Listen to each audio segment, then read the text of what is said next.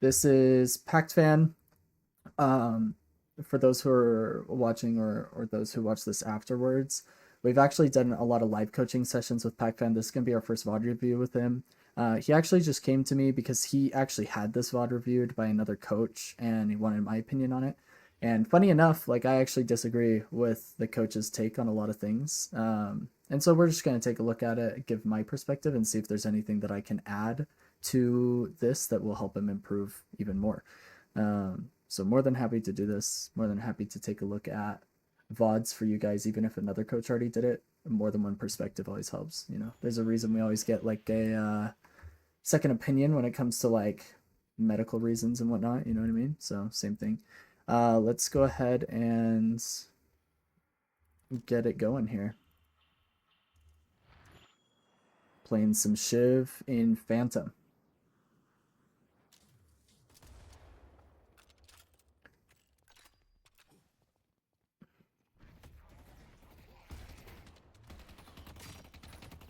Now, Pact-Ban did warn me he was really melee happy in this VOD.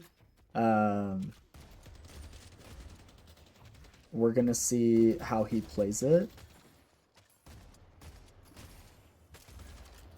But I did watch the VOD already. I just wanted to review it on stream for you guys, and I'm gonna make a few comments on the meleeing, but I don't want to hyper focus on it since the other coach kind of already touched on it. But I'll just kind of make some counterpoints to it, I suppose. Sorry, I apologize. We're right back on it. Okay.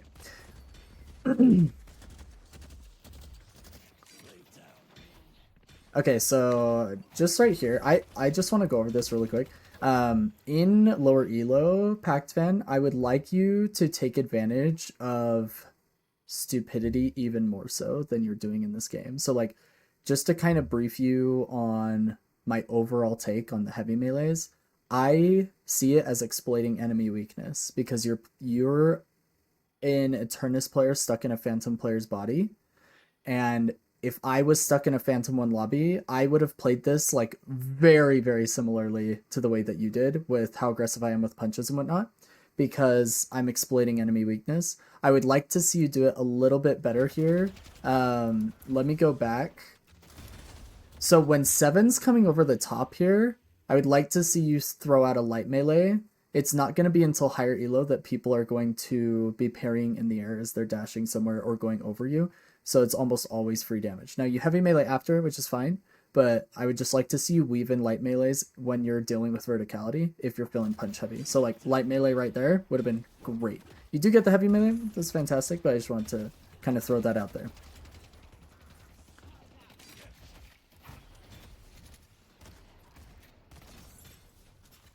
So we've got the glitch with your stamina. Like I don't see your actual stamina. Okay. So I would have liked to see you, instead of going for a heavy melee here, sorry, I don't mean to give you a whole lot of pause lock. I've just already seen this before and I want to cover a lot, especially in this early game. So I would like to see you, instead of charge up a heavy melee when they use their parry, they're going to use stamina to get out. And since you don't have your 2 yet, I want to see you use stamina to get in and then smack them with light melees, because it's so much harder to kite out light melees than it is heavy melee. Heavy melee can't go as far as one stamina. So if they use their stamina before you charge the heavy melee, you're never going to hit it. And so I would like to see you just trade stamina usage and then get light melees once you're in range, because you know they're going to land. That's the only difference I would have made here. You could have gotten a little bit more damage out of that.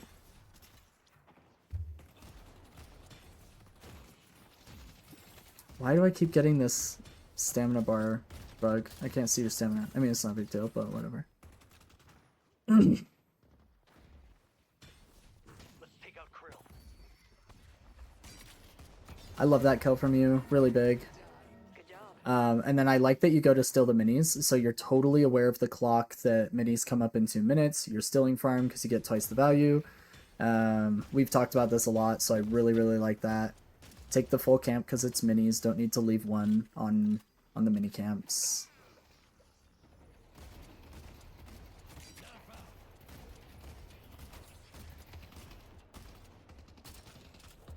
I would like to see you steal these boxes on the right side. It's just farm sitting there, you know? But you are playing very aggressive and maintaining really high tempo, which is good because your Silver's not going to be able to do it. Silver's early game kind of sucks unless she's just like really good at landing her one, but it's not until she gets old that she has like lane pressure. I also would have parried right there as I was jumping in the air, again, because in high elo, they're going to go for a light melee there, and I would love to see you get the parry there. Such a good parry from you there. Love it. I also wouldn't be opposed, so I don't want to skip too far ahead. I know your builds, and you would have hit your 4.8k on green earlier if you'd have bought another 800 green item, since you went with extra regen. I wouldn't mind seeing you throw in a rebuttal here, since you're going melee crazy. It'll allow you, because they're going to go, oh, this guy's punching a ton. He just used his parry. I'm going to give him some of his medicine. And then you just hit a surprise parry with rebuttal. It could give you another surprise kill in lane. Just to keep in mind. I'll show you later, but you get Battle Vest, which I really like against this lane. They have a lot of gun damage they're going to be throwing your way. Also, with the recent changes, this is actually a really nice build, which is something that I really disagreed with the other coach's take. He didn't like this build, and I highly disagree. With the recent changes and gun being stronger earlier and not as good late, I really like you not only building defensive, but offensive with Battle Vest. It's an item that does both, and your gun is doing more damage earlier. So I really like that you're taking advantage of that change. Whether it's intentional or not, I know you're following somebody's build, but I just wanted to give you insight onto why his build is that way. And then the green items early is because you're ahead, you have tempo, and you're building defensive earlier. So I really like how you're playing that. Yep, I like you still in the boxes. Now we're doing it. We're a little late on stone boxes and whatnot, but that's fine. Not necessarily those ones, but just the ones on the right. Huge ult.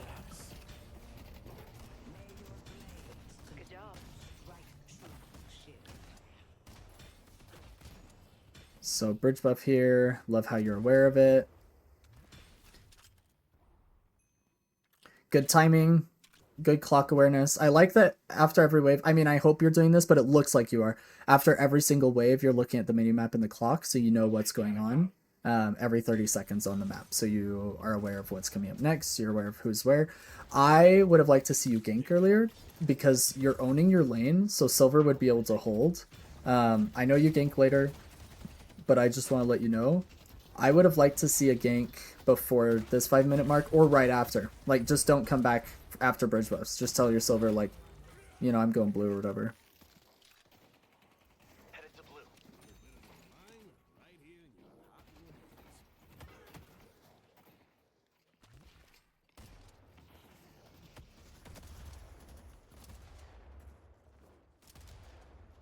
This is really aggressive positioning. I would not like to see you trying to play behind their wave when you're this low, because if you have to run away, like if Fit hits the Shan, as it were, you're going to be running into a lot of minion damage that's just unnecessary. So I do like it for poke, like if you're trying to go around there and just get a knife off, but you went too far to the left for it to be what I would consider to be a poke angle. Like, it looked like you were just trying to push, but then didn't see an opportunity.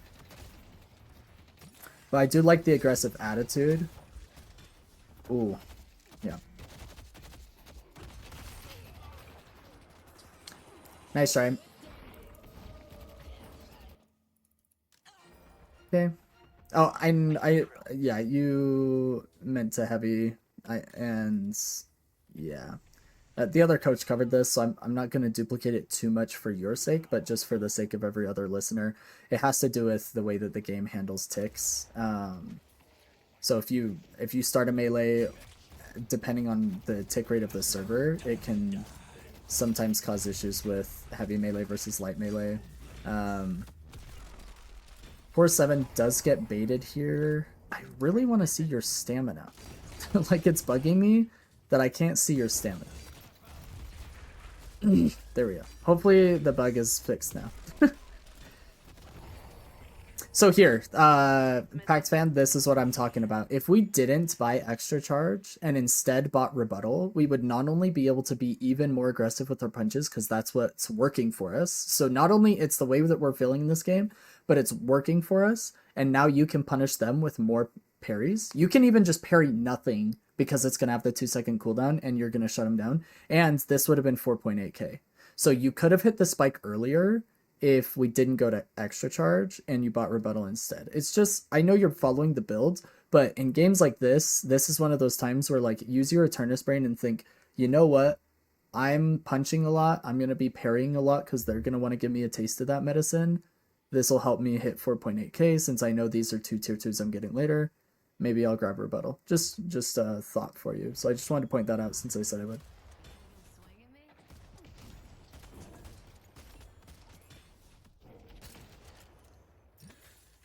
I'll be right back. Now, I don't know what your communications are here. I think this is where you go to lurk blue. Yeah, so you're like trying to share rotate with the Wraith because Wraith came over. I don't hate that. I think overall in Deadlock, trading ganks or following ganks, chasing ganks, however you want to think of it, is ineffective. So, and then Silver comes over, which is terrible, and that's not your fault. I would have liked to hear your comms there. I would have liked for you to say, hey, Silver, I'm going blue. Can you make sure our Guardian doesn't get crashed? Because it is getting crashed right here by 7, and Drifter then has to cover it. This is just kind of like, this looks like a communication error, but I can't know that for sure with this replay system. Overall, not your fault though. You rotated first. Silver should have anchored.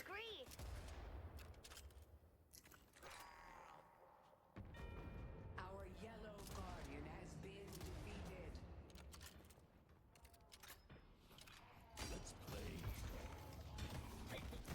So yeah, really sad on the parry there.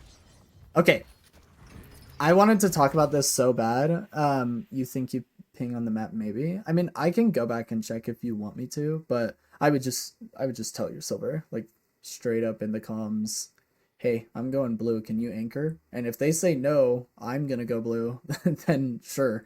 I mean, but I would just tell them. Okay, so sorry, this is something I wanted to go over. In anything above Phantom, the third light melee is almost always parried. I don't know why this is, but I can almost always get 2 light melees off before they parry because they're expecting the third. The first one, they're kind of like, oh, that was unlucky. There's no way I could have gotten that. And then you second melee and they're like, holy crap, this person's light meleeing me, and they throw out a parry. So this is the only thing that's wrong with this. It's not that you're too aggressive with parries. It's not that you're throwing out too many. It's understanding the timing at which enemies will parry you. Do 2 light melees, then bait the parry, and he would have parried nothing, and you would have been able to use your stamina and light melee the crap out of him until he died. The only thing I would have changed about that fight. And I think the other coach missed that. He simply was like, hey, look, you got punished for parrying too much. And like, that's kind of true. But the adjustment I want you to make there is understand the pattern. You'll see it almost all the time in Phantom Ascendant and Eternus. You can usually get away with 2 light melees. Sometimes it's only 1, so you can wait a second before you throw out a second one and see if they parry. But usually you can do 2 light melees like back to back, and then they'll parry nothing. They'll just parry the air, and it's free. I also love this fight from you. Okay, so this is another thing that the other coach missed, in my opinion. I really like that you stayed aggressive there because they're afflicted. So you're just getting a lot of damage off here. And the melee under tower was not as risky as the other coach had made it sound because he was meleeing. The only thing I would have done differently there is I would have dashed forward and parried on my minion instead of going for the melee. I would have just anticipated that he might try and melee the minion. It's not like I knew ahead of time or anything. I just would consider that. I also really didn't like that you missed bridge buffs here. You got a little bit distracted by fighting, and I wanted to point that out. Because 5, 10, and 15-minute bridge buffs are the 3 most important in my opinion, because they set the tempo for like the whole game. So just keep that in mind. I do like that you use AP here. Okay, huge kudos to Pact Fan. Everybody watching this. He just upgraded his knife in the middle of clearing a wave underwalker with pressure from an enemy. Very few people do this. I even forget to do this sometimes, where I'm like so caught up in the heat of the fight and there's 1,000 things to pay attention to, and you recognize that you had 5 AP and upgraded. Kudos, Pact Fan. Way to pay attention to the micro like that.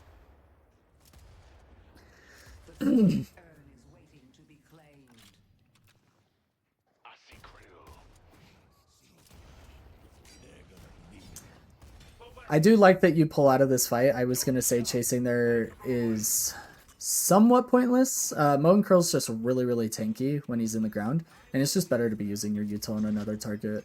It's going to give you more value overall. That's really unlucky because that Mo ult wasn't for you. But I do like you using your ult to get out.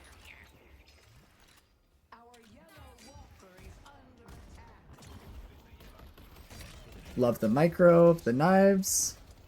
He's not looking at you. Phantom players will not parry a target that they're not looking at very often. You won't see that until, even in Ascendant, I don't think I see that very often. So if they've got their back turns, just light melee them. They're not really paying attention.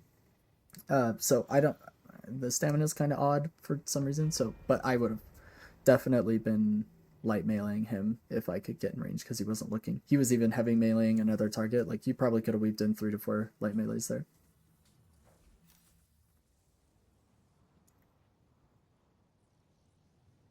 I'm really glad that you're paying attention to the wave and catching this so it doesn't just crash.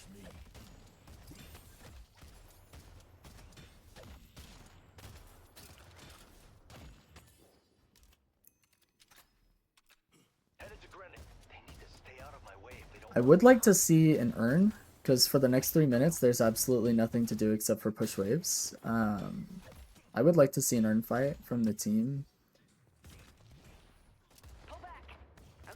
I would have calmed for one of my players over there to maybe pick it up. I do like that you're paying attention to your 4.8k purple spike and you drop in. We talked about that during our last session, so I really like seeing that you're not holding on to too many souls there. And before you head over to this lane, you're just going to drop into Secret Shop really quick. Unfortunately, it's not a soul moment anymore because your teammate is like pushing super deep, and so you're going to go help him, which I'd love to see. I really like your usage of your ult to get in there.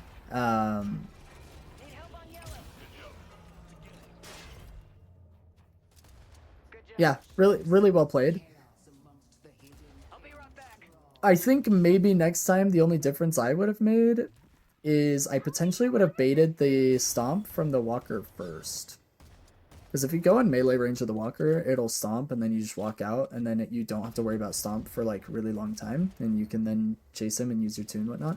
But given that he was alone and you had a teammate there, getting stomped isn't the worst thing in the world. It wasn't necessarily a bad play. I just think that's the only thing I would have done slightly differently there, but that's being really nitpicky. It's not going to break the game.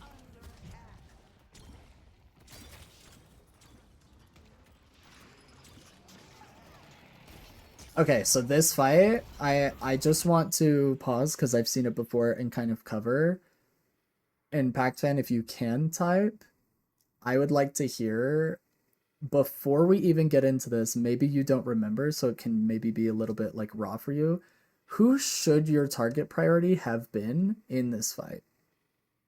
That's what I want you to think about. And if you can type it out to me, that'd be great. But just like looking at soul counts, ults, positioning of your teammates across the map and here, like who's actually in this fight, just everything. Who do you think you should have been focusing in this fight? And then we're gonna watch you play it, and I'm gonna see if what you should have done is what you did.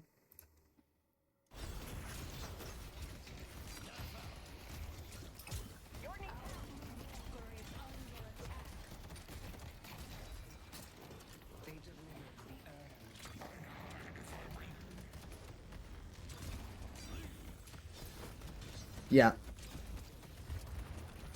So your target priority, you had two options. We'll go back to it. Okay. Here we're at. You have two realistic options. Their only ult available is on the other side of the map. So you don't have to really focus anybody in particular when it comes to ultimates.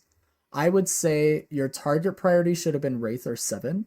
Calico is an option because she doesn't have ult to get away from your knives, and she's really, really low. But overall, I would have poked Wraith out and then focused Seven because ult is coming up soon, and his biggest weakness with that ult is spirit damage, and that's you. So you had two options in this fight.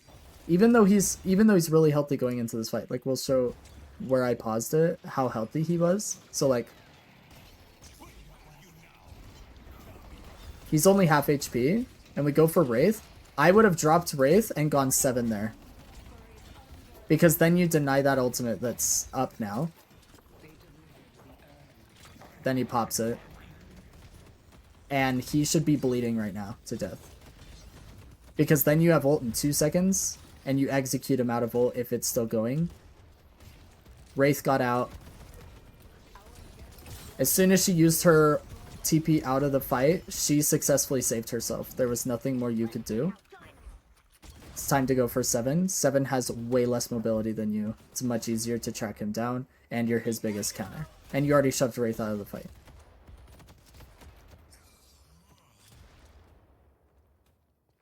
Now, we do get out here because your movement is superior to them, and I really like that.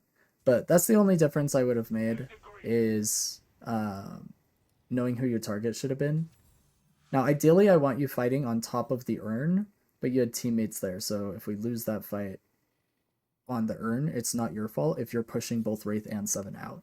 Like, had you swapped to 7 there and fought them, both, the low healths, and assuming Wraith even stays, which I don't think she would have, given how low she was and your ult was coming off, but had you chased both of them while they were super low there, you're taking 2 people out of the fight. Your team should have won on their own, but they didn't, which is unfortunate and not necessarily your fault. But that's the only difference I would have made there, is target priority. The fight was fine.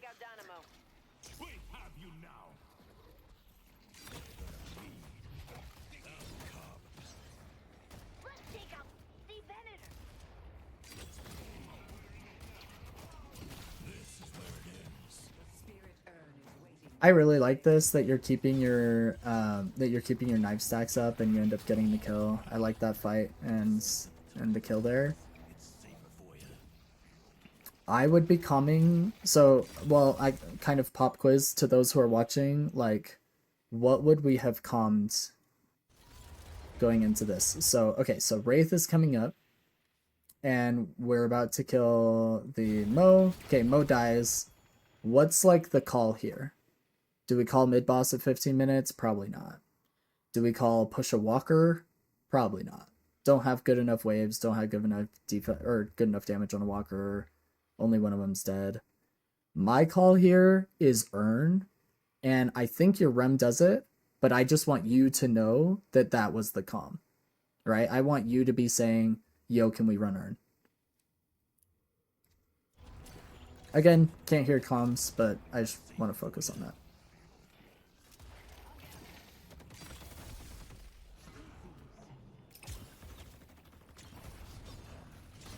I do like that you bait the parry here. However, you go for a melee after the parry is down, and would really like to see you just light meleeing. So you die and he gets out, and I think it's because you're not light meleeing. When you bait a parry, they're almost always going to get away from you now that you're in high elo. Go for the light melees. Go for a chain of light melees. Just run at them and box them. You don't need to go for a heavy melee unless they're completely out of stamina or it's a hero that has no stamina, like Paige before. Now she has 3, but like those types of heroes. Bebop. Or Bebop has 3 now too? I don't know.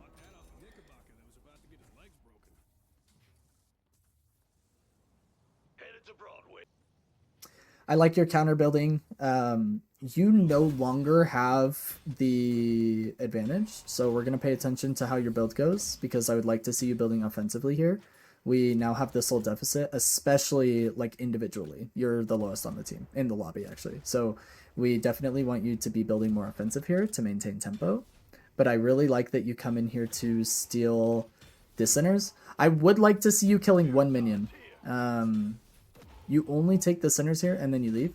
I would like to see you chucking knives and shots at the one of the minions as you're punching the sinners, so that you take the sinners and a minion, but then you leave one minion so it doesn't respawn. That's one of the benefits of stealing that sinners, is you get a tier 2 minion with it. Our blue walker is under attack. I also don't know why we didn't finish that camp, because that's our camp. We want to finish it. Like, even if it's just a knife or something. Headed to green. The urn has been dropped.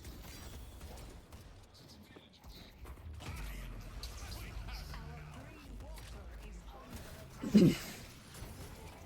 I really love that you chase this Dynamo to death and just make sure he dies. This is just well played by the team to get that kill. We've got a lot of really low health people. 7 just got our walker. So I'm calming here. If we get one more kill, yeah, just go mid. I mean, you guys are about to kill this Calico too. This is a mid boss. So I don't remember if you guys go for it, but look, I mean, look, we just killed their entire team on top of mid boss, and 5 of us are here. We gotta be screaming. Even if it's like even if you're doing a tactical pause, like you're pausing the game to ensure that your team does something this important, this is a turn for you guys. If you guys get mid boss here, that's like a free slot and maybe another free team fight worth, 7,000, 8,000 souls or more. So this is the kind of moment where I want you to recognize, like, I don't care that we're in Phantom or Ascendant. This is a mid boss. This is definitely a mid boss call. We have Affliction in the pit, we got Silver ult, and the only thing we have to worry about right now is 7 ult, who may not even contest because they're 6, sorry. So I want you to recognize this is a missed opportunity. We literally missed it right now. 5 seconds, it's no longer a thing. We cannot do mid-boss anymore. That 5 seconds is the difference maker when it's this early in the game. Death timers are not, like, long enough for us to debate, which is why attack pause here goes really hard. If you have a pause, you can just pause and be like, yo, we just got a bunch of kills. Can we please go mid-boss? Like, this is definitely an opportunity for us to turn. And in Phantom, they're going to be all nervous about it. They're going to be like, oh, it's too early in the game. We can't do it. Just be like, no, we got time. We're literally all on top of it right now. We just got our 4th kill. Like, just convince your team. Because after about 17.5 or 18 minutes, if you win a fight on mid like that, that's crazy opportunity. I like to see you weaving in these baits on your melees, because you've been meleeing a lot, so you can't just always send heavy melees. I like you doing the baits as well, but you're basically just exploiting the weakness of the enemy, not ever parrying you properly.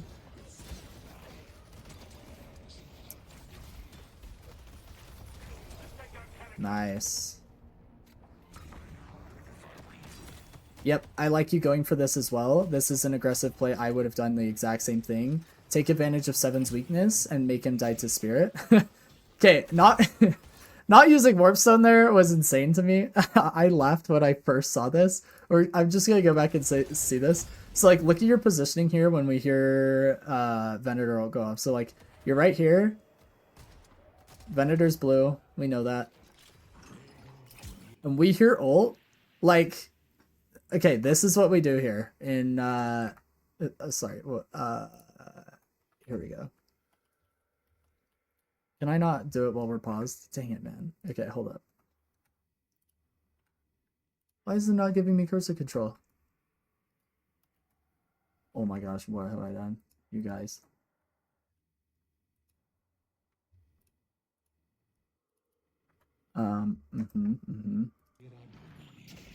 Okay, let me go back here. This is where you should be going. Where you went after is where I would have gone instantly. So like, we're over here when the ult goes off. Warpstone, come down here. So you did it right the first time. or the second time rather, I would have liked to see you just recognize that this is a lot of damage I don't want to take. I think what you were doing was baiting a shot, which isn't like the worst idea, but I probably would have let my healthier teammates bait shots.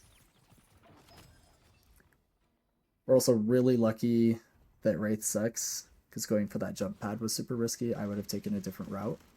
I also just don't love pathing through mid like this when we don't have wave pressure across the entire map. It worked out. I mean, you're fine. It's not the end of the world. But I would have liked to see you do the route. Like, is there... So there's a... Hold up. There's like a... The route that goes back here. You probably know what I'm talking about. But when you route through the jump pad over here. So you don't use jump pad on their side of the map. You route on this side of the map and hit this jump pad and go through our spawn back over to Urn. That's what I'd like to see you do differently. Anyway, let's go make sure I didn't miss anything while I was explaining that. But using the jump pads is just a little bit risky, especially when we don't have lanes. Just a really minor thing. Like, it's not going to break the game. It's just going to be really inconvenient to have to pick up there. And again, if they do hit their shots, because in higher elo, you will get punished for that. They're going to knock you.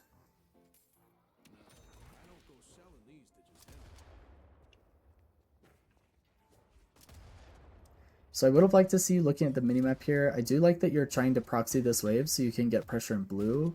But you and Rem had kill potential on Venator, who's alone on the other lane, so you could have cleared wave and potentially gotten a kill and just called for somebody else to cover blue. That only difference I would have made.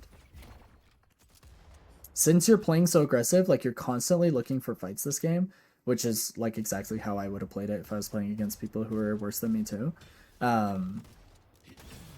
Be very aware of where the people are that are alone on the enemy team. So like you and Rem definitely could have killed the Venator there, no problem. Rem has ult, you would have been fine. So if you're looking for a lot of fights, look for advantageous ones.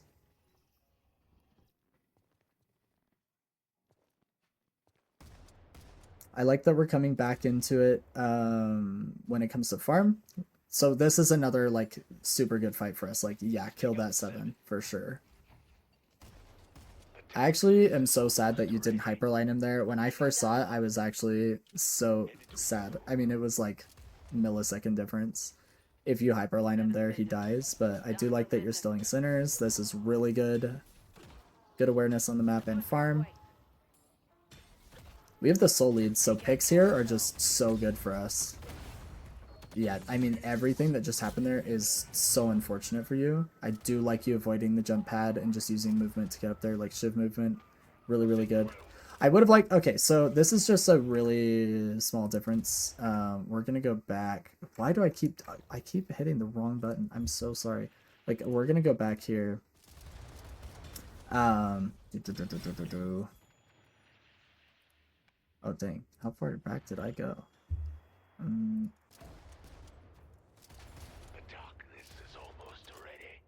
Okay, so we've already seen this. This is what I'd like to see you do. When you get up here and you route onto this roof, the safest way out is not going down here. No, no.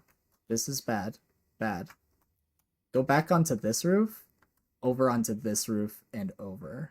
You're only going to take like 1 lightning shot max. And if you stay on the edge right here, you take no lightning shots. So if you really want to, you can route all the way around if you're like mega low HP and just go over that way. Only difference I would have made on your pathing there. But Pac-Fan, I hope you understand. I'm only being this nitpicky because I want you to get more out of this VOD review than maybe you did on the last one. And you're an Eternus player stuck in a Phantom player's body. So I want to point out all these little things and make sure you understand exactly how this would go different in a higher elo match. But that I like that you're taking advantage of the weaknesses of the enemy team. I also love this fight, like recognizing that you're just better than her. I mean, this is a terrible fight in any other scenario. So your movement is the only reason you don't die here, and the fact that it's like her second game Wraith, I swear. You're just bleeding her to death slowly, And yeah, she does use shield here, which is so sad. You go for the healing minion. Really, really good there. I love your usage of the warp stone for the bullet resist. Absolutely beautiful. I like that you're going for the heal minion when you're low in the middle of the fight. Try and keep turning the fight. If she'd done the same thing, she may have not actually lost that. There's actually a lot of reasons she lost that, but you should be pushing one more wave and then insta-backing. I hope that's what you do. Yeah, you BM'd her, definitely. Okay, so I'm not gonna say I condone toxicity, but I will say rage baiting enemy players will win you more games. If you can break their mental, dude, like it's... Although BM her on the zipline, you know what I mean? Like, be heading back to base and then type to her. We'll pay attention to the little things, you know? Let's push Broadway. If I remember correctly, you make a really good buy here. That I would have emphasized more. The other coach, like, didn't. But, yeah, your escalating exposure and torment pulse buys here are so good. Really, really like it because, A, the enemy team is a lot of spirit damage, if I remember correctly. Yeah, so, like, almost all spirit damage, and let's keep in mind, Wraith's damage, especially in the current meta with gun being useless late, is going to be a whole lot of Merc Mag and cards.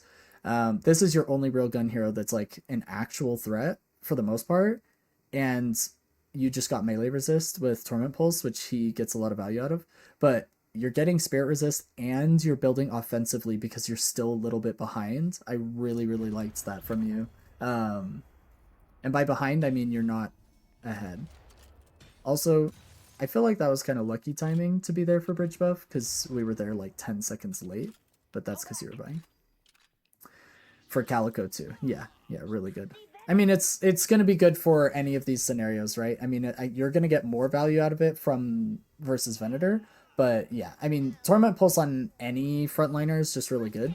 It's going to make up like probably 5% plus of your damage from a 3200 item, which is surprising. It can be a lot more than that on certain heroes, like upwards of 12%.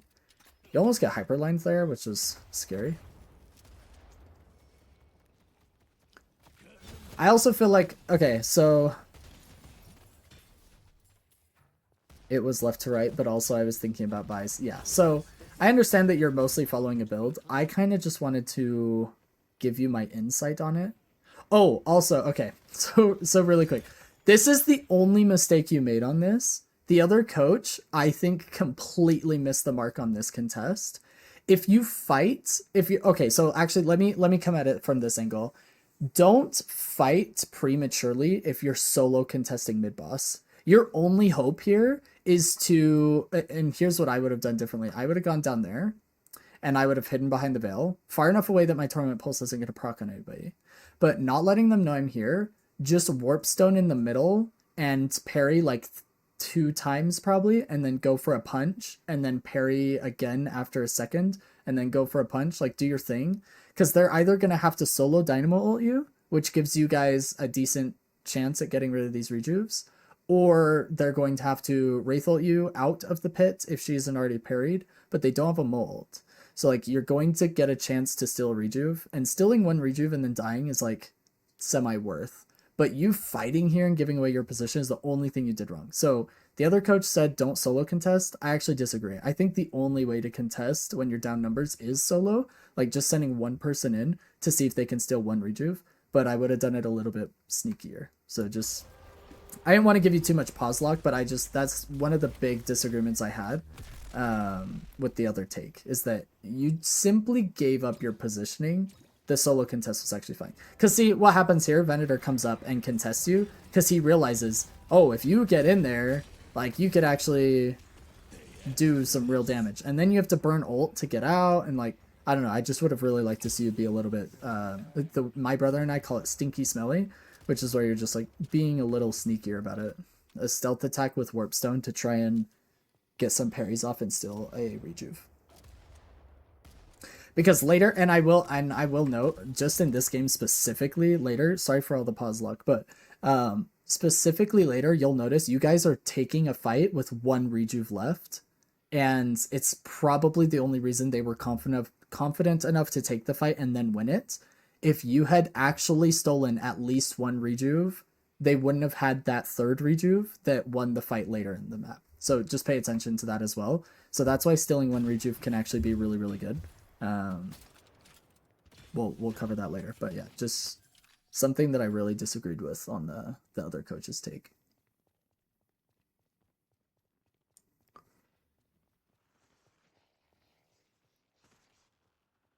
Let's take out Ray. This was like mega scary, by the way. I would not have tried to get on zip there.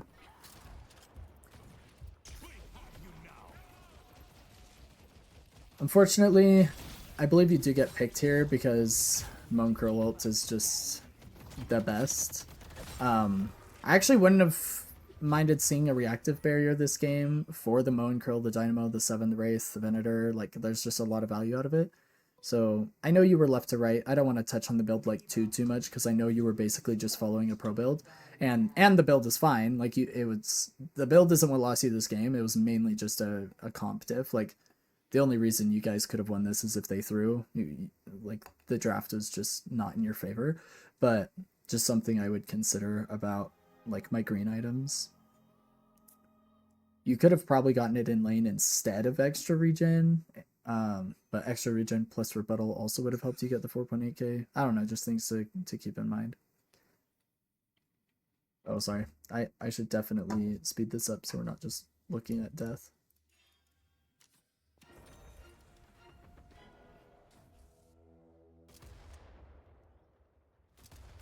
Okay, right here. They have one rejuve left, and you guys are gonna take a fight here and right, I believe. They potentially don't have this rejuve if you solo contested slightly differently there. I would stop chasing after he gets magic carpet. It's just no point in chasing. Like I would have backed out and calmed to my team. I would have been like, yo, I'm backing out of this. He used magic carpet. Let's just play out the rejuve, you know, in base. Yeah, I mean, I do like you applying a lot of pressure to Dynamo, however. If you are going to fight this, I definitely like the pressure on Dynamo to stop that ult from coming, but unfortunately they kind of go crazy and own your team.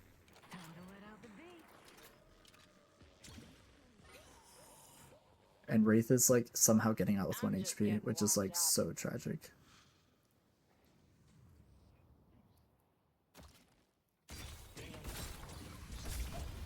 Yeah, so we get caught here. There's really not much you can do. Yeah, I mean, that rejuve is a confidence difference. I think the only reason they took that fight is because they had the rejuve. So then we're losing base. They're getting our retake earn, which is like really nail in the coffin. It's like so bad for them to get this because now you guys are 30k plus deficit. Really hard to come back from. Okay, I swear you were about to res. There we go. We do fight the urn and lose, which is even worse. But again, it's a matchmaking differential. You guys don't have a hyper carry. The closest thing you have is Drifter playing off of pocket damage, essentially.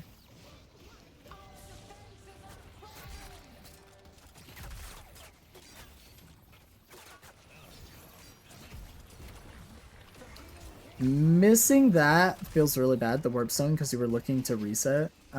Ultimately, it turns into like you just re-engage and end up putting a lot of pressure on her. Missing the ult again. I think you... Correct me if I'm wrong, but the only reason that we didn't kill this Wraith is because you lost your chill. Like, I think you were just, like, rushing abilities. You felt like we're gonna lose unless I play perfectly right now, and you just, like, started to feel the pressure of the game ending. Like, normally I don't see you missing a ton of ults. So, like, your micro is really, really good.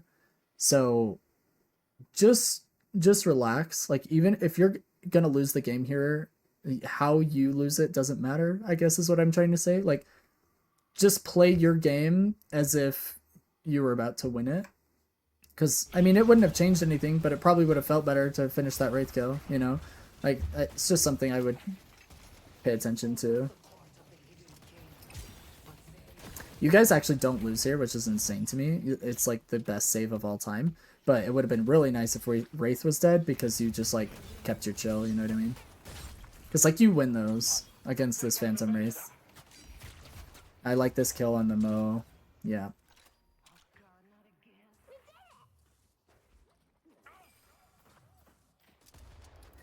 I don't love you pushing this wave here. I would have rather you give it to Drifter and then just reset and pushed up mid with Ram or started shoving right for the Walker pressure or something. Like, this was something that I saw that was like just a little bit of macro difference. I would have liked to see you give this wave to Drifter. There's a lot of Sinners over here as well.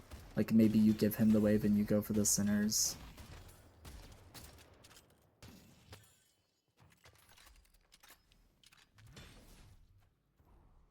Yeah, passing up the Sinners kind of feels bad here.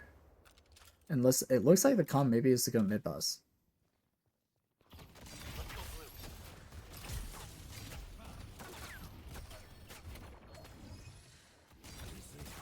So don't play in their field of vision if you can. This is your biggest advantage here. Once we go up here, I would like to see you just playing really, really far back and using your knives. So like, sorry, I didn't mean to pause there. Here. We're in her vision line. So I would like to see you back up here and play behind cover, like either here or here, and just be using knives, because your teammates are going to kill her. Like, there's no way she gets out of here. But like, you don't need to take more damage, you know what I mean? Like, I would have liked to see you just play a little bit undercover. It works out. Just a little thing. I call a fake here. You can't fight Pit with your team comp at all, really. So committing to mid boss is not the best. And you recognize that. You told me before that you knew like this is just a bad mid boss. And you actually do get the first rejuve and get full healed, which is good. But they got two. In fact, if your team was all punching, you actually probably get all three rejuves, but for some reason you're the only one that punched, so it was like almost recoverable. Okay, I disagree. So there was a take here from your other coach, who is going to remain nameless. I disagree with the idea that we have to take this fight.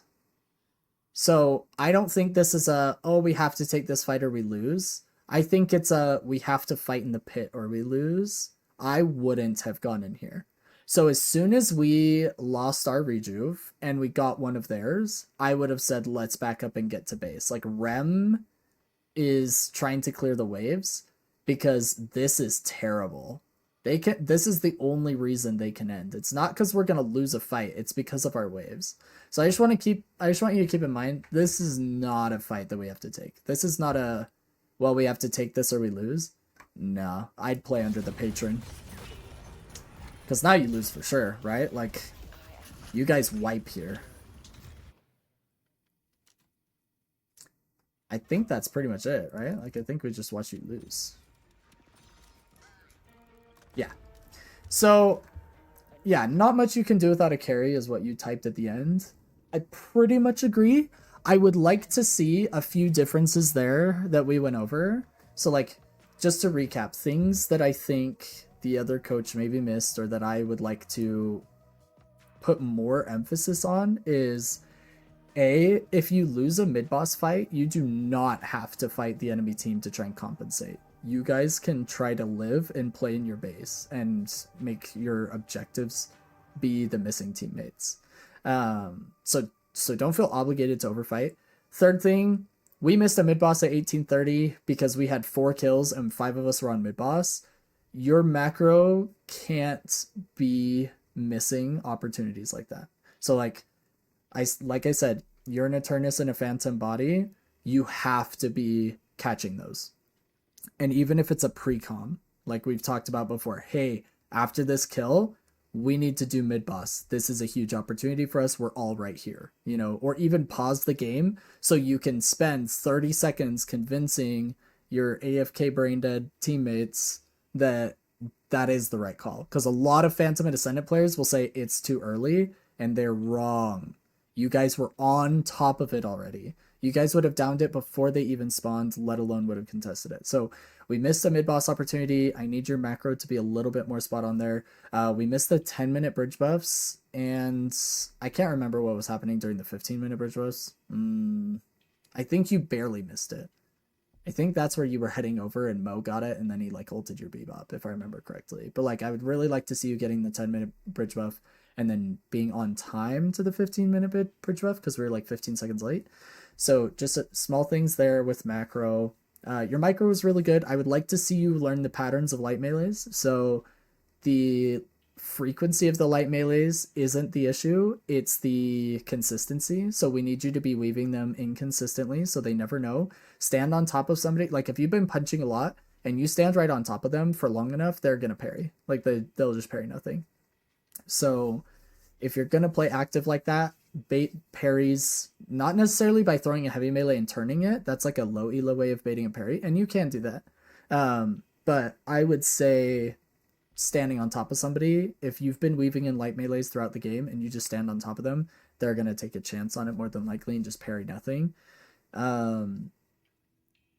When you bait parries, this was another thing I wanted to touch on. We need to be chasing with light melees, not heavy melees. In lane, it's a little bit easier to chase with a heavy melee because they don't have a lot of utility. Like they don't have all of their abilities. They may not even have their escape ability. They also don't, they have much longer cooldowns on those escape abilities because they haven't used AP in it to reduce the cooldown or bought any cooldown reduction. So overall, we're able to get more value out of heavy melees. And lane just tends to be a little bit more close quarters. In mid game and late game, if you bait a parry and you're wanting to be punchy, we gotta be using stamina and light melee spamming. Heavy melees are only for when you parry somebody, really. I mean, that's kind of the truth of it. Or if they're like stuck in a dynamo ult and you have no ammo or whatever, no abilities.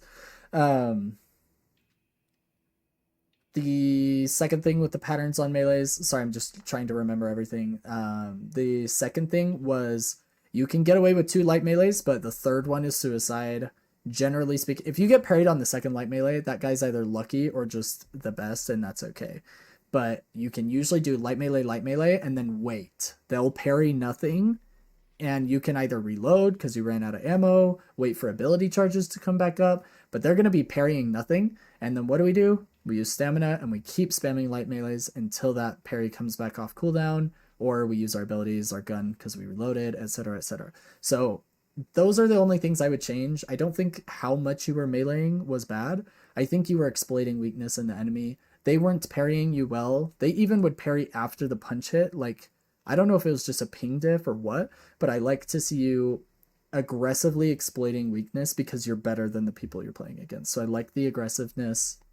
I like you staying in fights low health because you have your team coming to help you. I like that you're not like afraid. That's a very high elo play that I love to see. People will get hurt in low elo and run.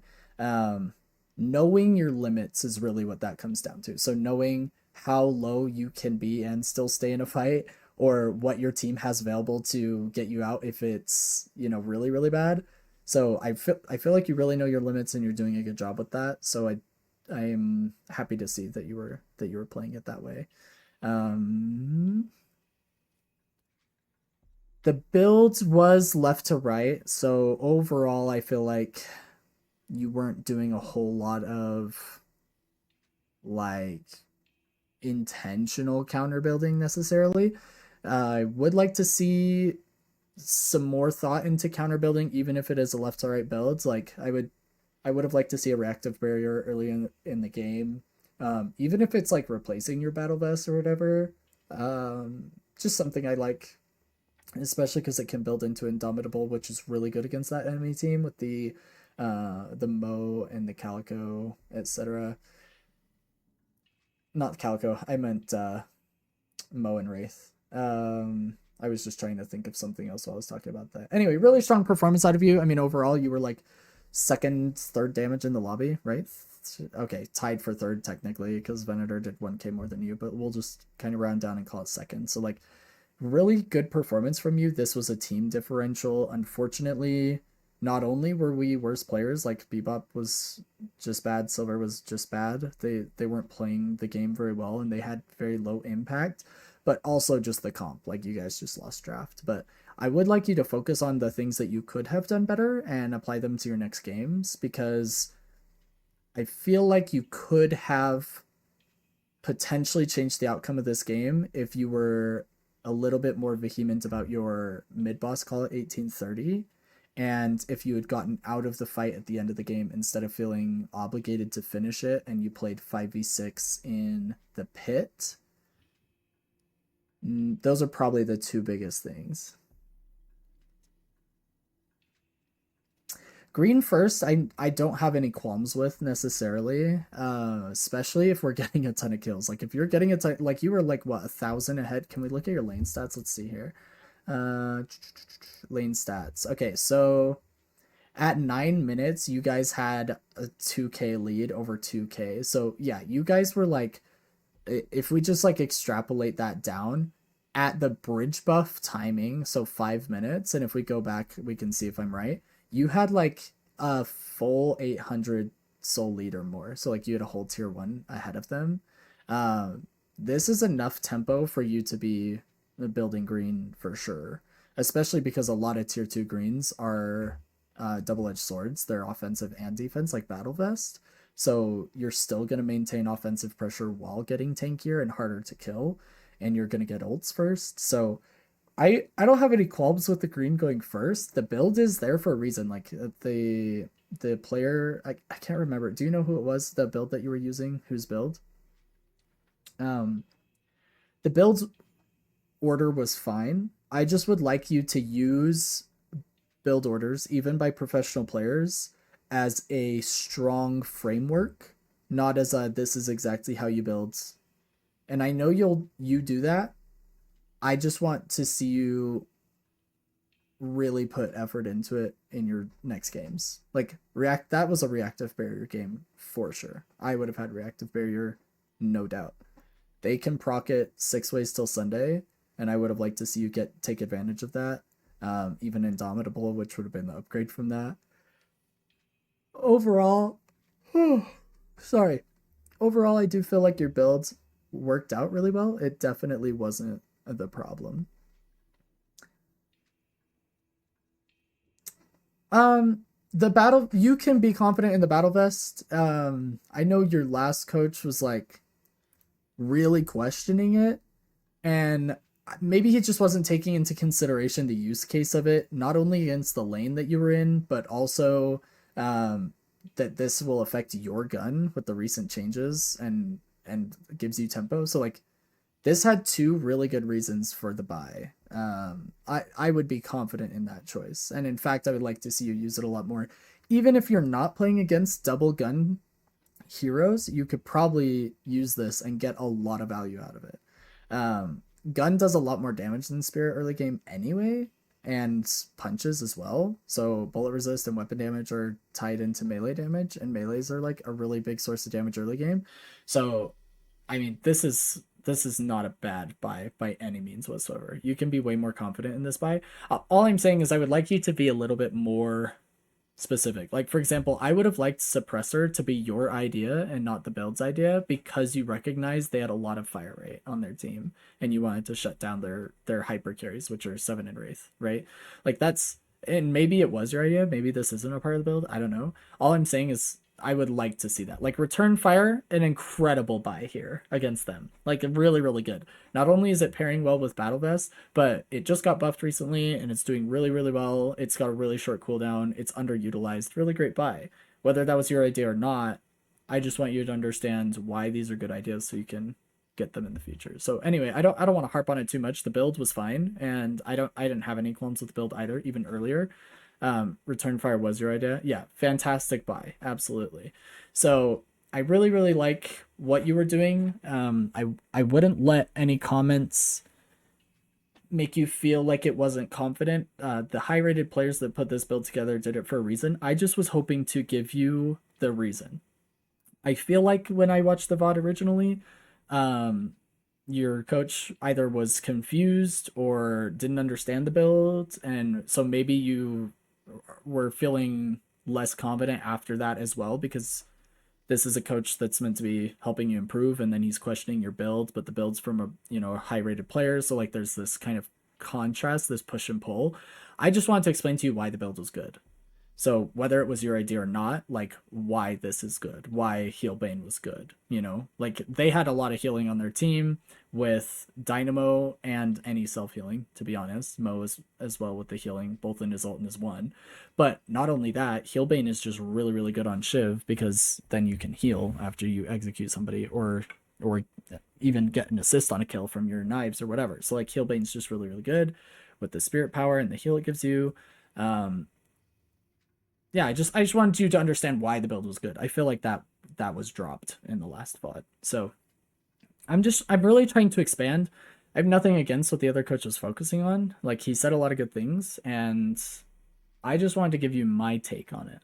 I just wanted to maybe give you a little bit more insight, and hopefully it was helpful one way or another.